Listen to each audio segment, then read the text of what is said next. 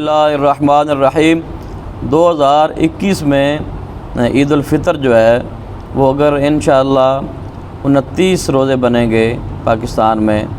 اور 29 پہ اگر چاند نظر آئے گا تو انشاءاللہ جمعرات کو جو ہے وہ عید الفطر ہوگی، اور اگر 30 روزے بنتے ہیں تو اس صورت میں جمعے کو انشاءاللہ عید الفطر ہوگی۔ یعنی کہ اگر 29 روزے بنیں گے تو پھر 13 مئی بروز جمعرات انشاءاللہ عید الفطر کی نماز ادا کی جائے گی اور عید منائی جائے گی، اور اگر 30 روزے مکمل ہو جائیں گے تو اس صورت میں انشاءاللہ عز و جل پاکستان میں جو ہے وہ 14 مئی بروز جمعۃ المبارک پھر 2 عیدیں ہو جائیں گی۔ اور کچھ لوگ یہ بھی کہتے ہیں کہ 2 عیدیں خطرناک ہیں 2 خطبے، تو ایسا کوئی مسئلہ نہیں ہے، تو